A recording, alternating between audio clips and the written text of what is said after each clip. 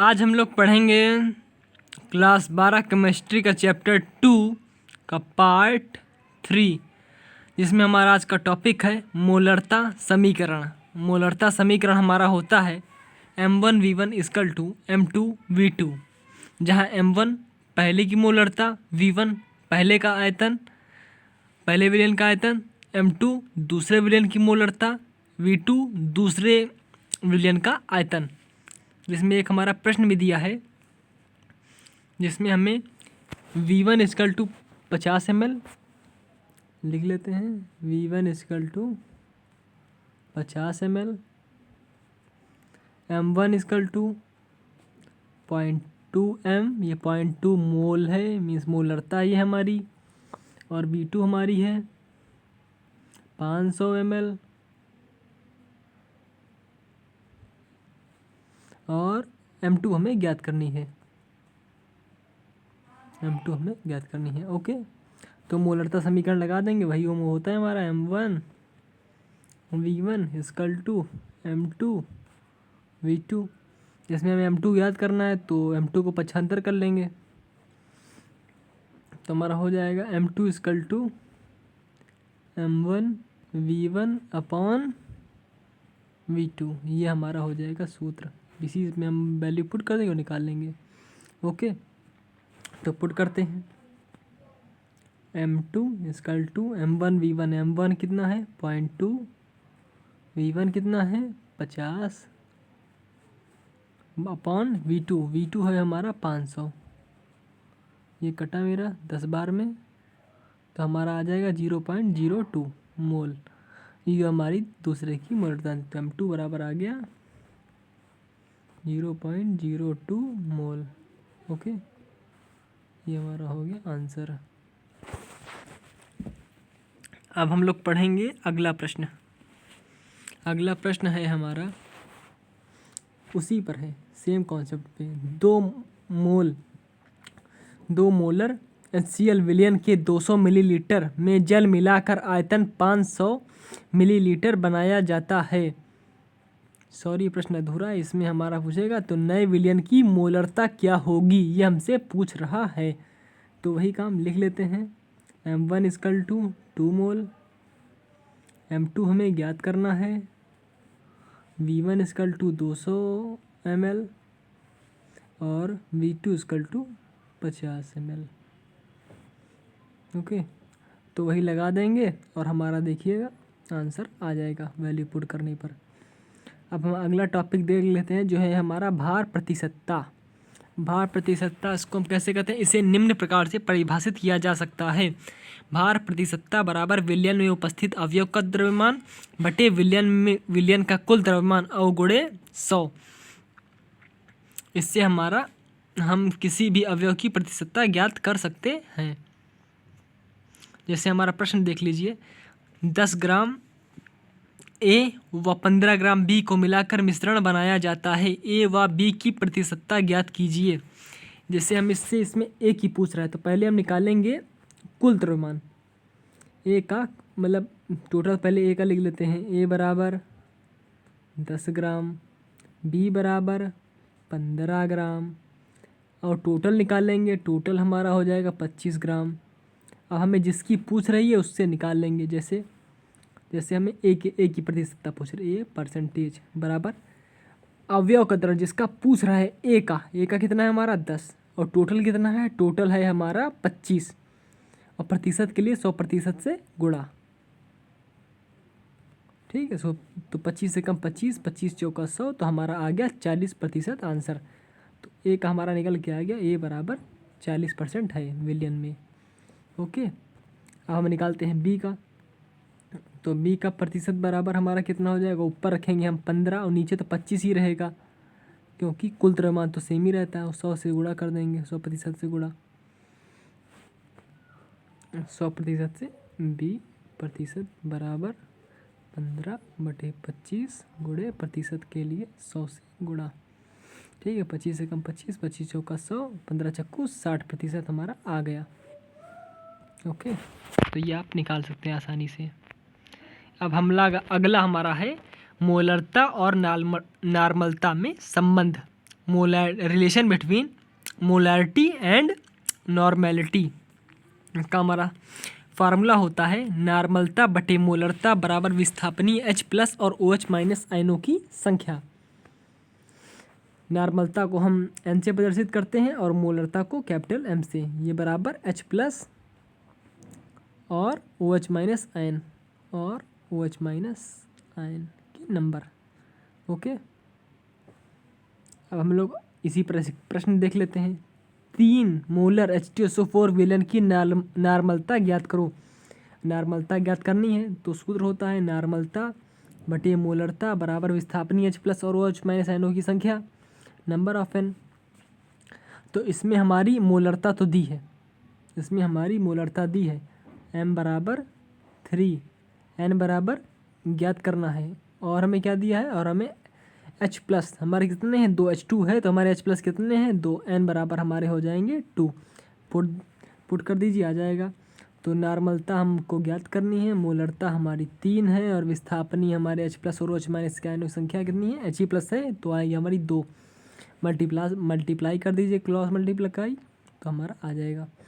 तो हमारा निकल के आ जाएगा N = 6 नॉर्मेलिटी। ये हमारा आ गया आंसर। ओके, तो अब हम चलते हैं आगे।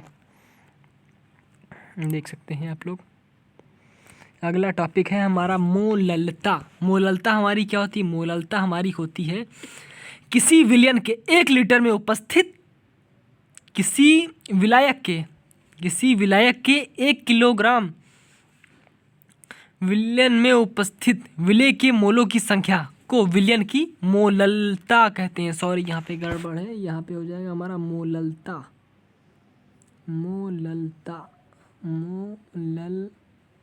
कहते हैं। ओके, तो हमारी परिभाषा क्या बन गई, किसी विलायक के 1 किलोग्राम में उपस्थित विलेय के मोलों की संख्या को विलयन की मोललता कहते हैं। इसको ध्यान रखिएगा, मोलरता और मोललता में आदमी कंफ्यूज हो जाता है। तो क्या है परिभाषा, किसी विलायक के 1 किलोग्राम में उपस्थित विलेय के मोलों की संख्या को विलयन की मोललता कहते हैं, मोलैलिटी कहते हैं। मोललता का सूत्र होता है हमारा विलेय का भार ग्राम में बटे विलेय का अणु भार गुणे विलायक का भार किलोग्राम में। यहाँ पर मोललता कर लीजिएगा, ठीक है। अगला बात, इसे हम लोग स्मॉल m से प्रदर्शित करते हैं। हम लोग पदार्थ के भार को स्मॉल w से प्रदर्शित करते हैं, पदार्थ के अणु भार को हम लोग स्मॉल m से प्रदर्शित करते हैं और विलायक का भार किलोग्राम में तो इसको हम कैपिटल W से भी प्रदर्शित कर सकते हैं, क्योंकि ये विलायक इसलिए बड़ा ले लिया और ये हमारा स्मॉल m। ओके, अब हम लोग जानेंगे नोट पॉइंट। हम जानते हैं कि घनत्व बराबर होता है द्रव्यमान बटा आयतन, सब जानते हैं। विलयन का द्रव्यमान बराबर घनत्व गुणे आयतन, कुछ नहीं किया गया है, द्रव्यमान को इधर ही रहने दिया गया है, द्रव्यमान को इधर ही रहने दिया गया है और घनत्व को उधर मल्टीप्लाई करा दिया गया है द्रव्यमान आयतन से। द्रव्यमान बराबर घनत्व गुणे आयतन, ये हमारा हो गया, ठीक है। उसी प्रकार विलायक का भार हमको ज्ञात करना है तो हम विलयन के भार में से अगर विलेय का भार घटा दें तो हमारा विलायक का भार निकल आएगा। जैसे विलयन हमारा क्या होता है, जैसे हमने चीनी और पानी को मिला करके शरबत बनाया, उसमें से अगर हमको पूछ रहे हैं कि पानी का भार कितना है, तो अगर हम वो जो शरबत है, शरबत में से अगर हम चीनी घटा दें तो हमें विलायक का भार मिल जाएगा। अगला हम देखेंगे x% मास बाय मास, भारानुसार। कभी कभी प्रश्न में आपको दिया रहेगा कि भारानुसार का अर्थ क्या होता है, भारानुसार का अर्थ होता है, इसका अर्थ होता है कि x ग्राम पदार्थ 100 ग्राम विलयन में उपस्थित है। विलयन में पदार्थ का भार x ग्राम, विलयन का भार 100 ग्राम। ओके, अगला हम देख लेते हैं प्रश्न इसी पर। 93% H2SO4 भारानुसार, ऐसे आपको दिया रहेगा 93% H2SO4 भारानुसार विलयन की मोललता ज्ञात करो। तो पहले हमको लिखना पड़ेगा कि ये होता है भारानुसार का अर्थ 93% H2SO4 का अर्थ है कि 93 ग्राम H2SO4 7 ग्राम विलायक में उपस्थित है। ठीक है, तो अब इसमें हमको देखिए मोलरता का सूत्र हमारा होता है विलेय का भार ग्राम में बटे विलेय का अणु भार गुणे कैपिटल W, वो भी किलोग्राम में। अगर वो भी हम ग्राम में दिया तो ऊपर हम 1000 से मल्टीप्लाई कर लेंगे। तो निकाल लीजिए m इक्वल टू ऊपर हमारा रहेगा विलेय का भार जो कि है हमारा 93 बटे उसका अणु भार कितना होता है हमारा 98। H2SO4 का अणु भार याद कर लीजिएगा, हमने आपको बताया भी था। और विलायक का भार किलोग्राम में 7 है, ग्राम में तो ऊपर हम 1000 से मल्टीप्लाई करेंगे। ओके, अब इसको आप सॉल्व करिएगा तो आपका आंसर निकल आएगा, जो कि सॉल्व करने पर हमारा आंसर आ जाएगा m इक्वल टू 13.5 मोल पर kg। ओके, अब अगला प्रश्न है हमारा 98% H2SO4 भार अपॉन आयतन यानी भार और आयतन के अनुसार है। विलयन की मोललता ज्ञात करो यदि विलयन का घनत्व 1.84 ग्राम पर मिलीलीटर है। इसको सॉल्व करने के लिए पहले हमें जानना पड़ेगा कि जो 98% भार अपॉन आयतन है वो कैसे, इसका अर्थ क्या है। तो विलयन का अर्थ है कि 98 ग्राम H2SO4 100 मिलीलीटर विलयन में उपस्थित है। H2SO4 का भार हमारा कितना होता है, H2SO4 का अणुभार हमारा होता है 98 और H2SO4 का भार भी हमें 98 दिया है, तो वो हमारा एक हो गया। अगला में हमें पता है घनत्व बराबर द्रव्यमान बटे आयतन या द्रव्यमान बराबर आयतन गुणे घनत्व। अब हम इससे द्रव्यमान निकाल लेंगे, तो द्रव्यमान बराबर हमारा हो जाएगा, आयतन हमारा 100 मिलीलीटर था, आयतन हमारा द्रव्यमान निकालेंगे तो द्रव्यमान बराबर आयतन हमारा था 100 और घनत्व हमारा था 1.84, तो हम निकालेंगे तो हमारा आ जाएगा 184 ग्राम। ये हमारा आ गया। अब इसको हम किलोग्राम में परिवर्तित कर लेंगे।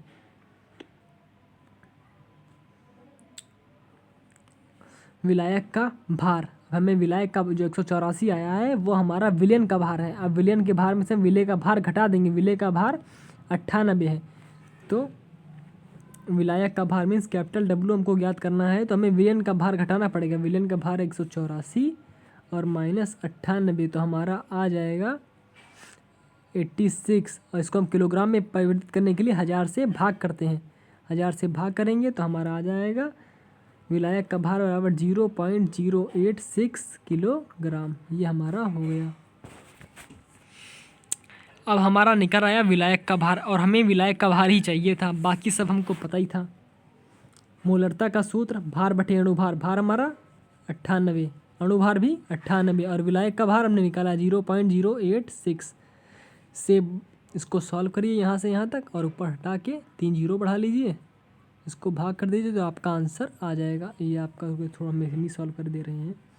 हम इक्वल टू ऊपर हमारा आया था 1000 और नीचे हमारा आया है 86। आप भाग करेंगे तो 1 बार में गया, बचा 14 और एक जीरो बढ़ गया 40, तो ये आपका 111 पॉइंट समथिंग आपका जाएगा।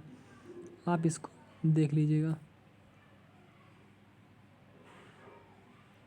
11 पॉइंट आपका समथिंग जाएगा। ओके,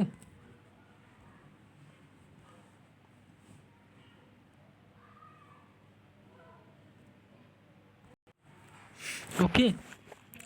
अब हम लोग पढ़ेंगे अगला टॉपिक जो कि है मोल प्रभाज। मोल प्रभाज हमारा क्या होता है, विलयन में उपस्थित किसी अवयव का मोल प्रभाज अवयव के मोलों की संख्या तथा विलयन में उपस्थित कुल मोलों की संख्या के अनुपात को अवयव का मोल प्रभाज कहते हैं। इसे जीटा से प्रदर्शित करते हैं। जीटा हमारा होता है ये ऐसा बनता है एक्स के तरीके का, इसे जीटा से प्रदर्शित करते हैं। अब हम मोल प्रभाज के लिए सूत्र का निर्माण करेंगे। मोल प्रभाज के सूत्र के माना एक कोई विलयन है, माना कोई विलयन है ए और कोई विलयन है बी। वो माना कोई विलयन ए व बी से मिलकर के बना है। जैसे हमारा शरबत बनता है वो चीनी और पानी से मिलकर के बनता है। ए के मोलों की संख्या Na, इसके मोलों की संख्या Na और इसके मोलों की संख्या Nb। जैसे हमने चीनी के कुछ मोल डाले और हमने पानी का कुछ मोल डाला। ठीक है, अब ए का मोल प्रभाज, ए का मोल प्रभाज हमने आपको बताया था, ए का मोल प्रभाज बराबर ए के मोलों की संख्या Na और कुल मोलों की संख्या मतलब Na प्लस Nb, ये हमारा हो गया Na का मोल प्रभाज मतलब ए का मोल प्रभाज। हम निकालेंगे बी का मोल प्रभाज, तो बी का मोल प्रभाज बराबर हमारा आ जाएगा बी के मोलों की संख्या बटे कुल मोलों की संख्या Na प्लस Nb, ये हमारा आ जाएगा। और ये हमेशा याद रखिएगा, अगर आपका मोल प्रभाज एक से ज़्यादा आ रहा है तो आपका आंसर गलत है। ये आपको चेक करने की हम एक ट्रिक बता रहे हैं। ओके, अब हम इस पर एक प्रश्न देख लेते हैं जिसमें हमारा है 34 ग्राम अमोनिया NH3 का क्या नाम है अमोनिया को 90 ग्राम जल में घोला गया। अमोनिया तथा जल के मोल प्रभाज की गणना कीजिए। तो सबसे पहले हम निकालेंगे, हमको पता होना चाहिए अमोनिया का अणुभार कितना है। अमोनिया का अणुभार होता है हमारा 17। ठीक है, और अमोनिया का भार भी हमें दिया है, WA से लिख देते हैं, ये हमें दिया है 34 ग्राम। ठीक है, और अगला है हमारा क्या दिया है हमको, जल का भार दिया है। जल का भार हमें दिया है 90 और जल का अणु भार होता है हमारा MB लिख दे रहे हैं, हमारा होता है 18। ठीक है, तो अब हम निकालेंगे अमोनिया के मोलों की संख्या। अमोनिया के मोलों की संख्या, अमोनिया का भार 34 ग्राम बटे अणु भार से भाग करेंगे तो हमारा मोलों की संख्या निकाल जाती जो कि हमारा 2। तो अमोनिया के कितने मोल हैं, 2 मोल हैं। अब हम निकालेंगे जल के मोल, जल का मोल, जल के मोल कितने हैं हमारे 90 और बटे 18, जल के हमारे 5 मोल हैं। ओके, अब हम निकालेंगे NH3 के मोल प्रभाज, NH3 का मोल प्रभाज। NH3 का मोल प्रभाज का सूत्र होता है NH3 के मोलों की संख्या, NH3 के मोलों की संख्या के मोल बटे कुल मोल, मतलब जल का मोल और अमोनिया का मोल बटे कुल मोल। ठीक है, अब हम निकालते हैं अमोनिया की मोलों की संख्या को हम Na से लिख दे रहे हैं। मोल प्रभाज जीटा अमोनिया, जीटा से प्रदर्शित करते थे ना, जीटा अमोनिया निकाल देते हैं। कितना था मोल लिख के हमारे आए थे 2 मोल अमोनिया के ऊपर और नीचे कुल मोल 2 + 5 लिख आए थे ना जल के, तो हमारा आ गया 2/7। ये हमारा हो गया आंसर। अमोनिया का मोल प्रभाज निकाला है। हम निकालेंगे जल का मोल प्रभाज मतलब जीटा H2O, ये हमारा आएगा, ऊपर हमारे 5 रहेंगे और नीचे हमारे 7 रहेंगे। ये हमारा हो गया इसका आंसर। भाग करके आप देख सकते हैं, बाकी यहाँ पर भी छोड़ सकते हैं। ओके, तो चलिए आज के लिए इतना ही रखते हैं। ऑल द वेरी बेस्ट, पढ़ते रहिए। और आपको ये वीडियो अच्छा लगा है तो प्लीज़ सब्सक्राइब कीजिए हमारे चैनल RIIT अकेडमी को।